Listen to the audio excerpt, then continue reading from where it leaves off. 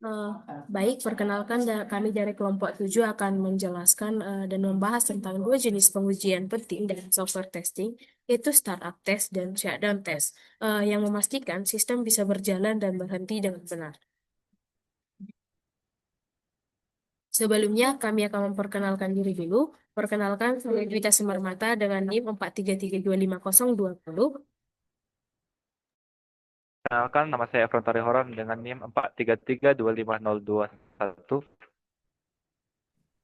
Kenalkan, nama saya Diarman Simanjuntak dengan NIM 4332522.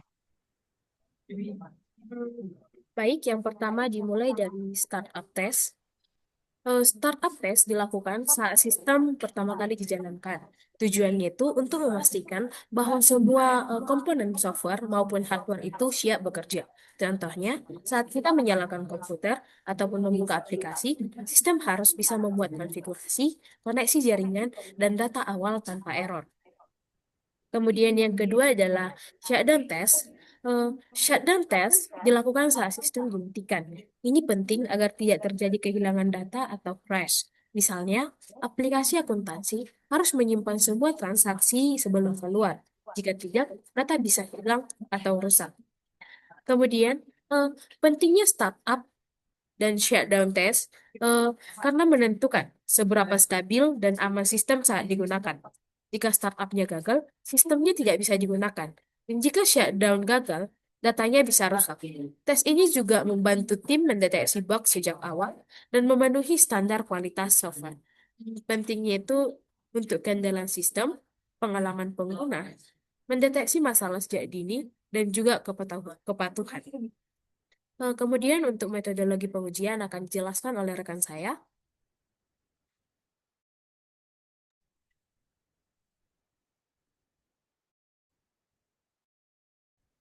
Baik, di bagian pengujian yang pertama itu menggunakan pengujian manual. Di sini, tester akan menyalakan sistem dan mematikan sistem secara langsung, atau bisa dibilang lagi dengan cara pengujian secara manual yang dilakukan oleh sebagai user sebagai testernya.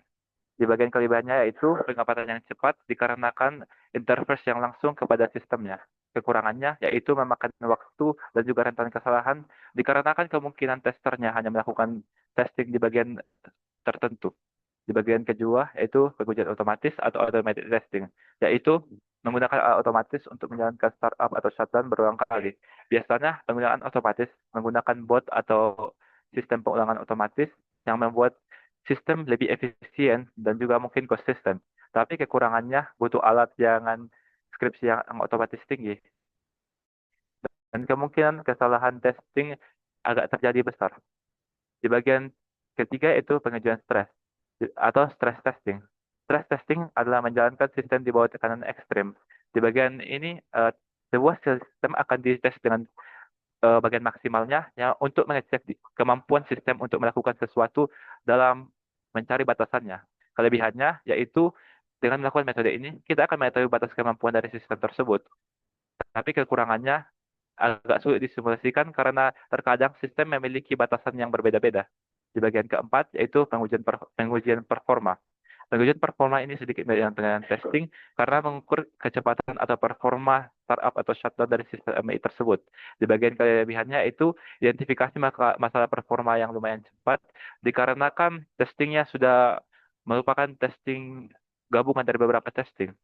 Kekurangannya itu butuh alat monitoring yang memungkinkan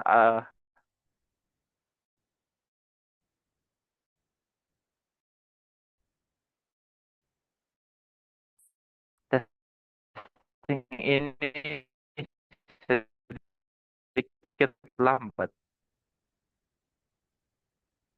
Selanjutnya akan dilanjut.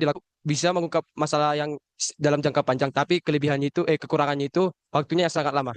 Yang keenam yaitu pengujian pemulihan atau recovery testing.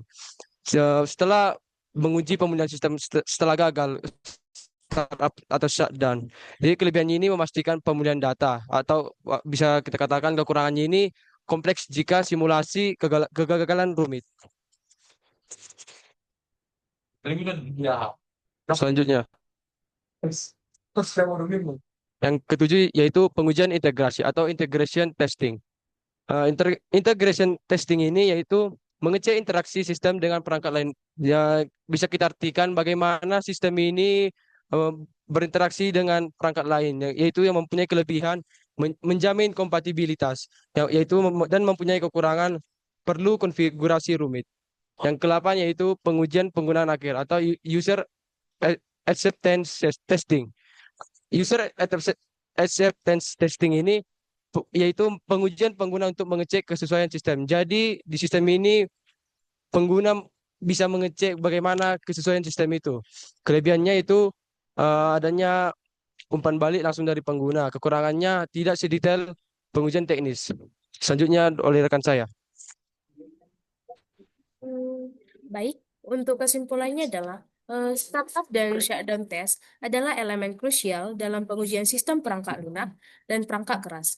Pengujian ini memastikan bahwa sistem dapat dimulai dan dihentikan dengan benar, meningkatkan keandalan dan pengalaman pengguna. Dengan menerapkan metodologi pengujian yang tepat, tim pengembang dapat mengidentifikasi dan memperbaiki masalah sebelum sistem diluncurkan. Startup dan shutdown test berkontribusi pada keandalan sistem dan kepuasan pengguna.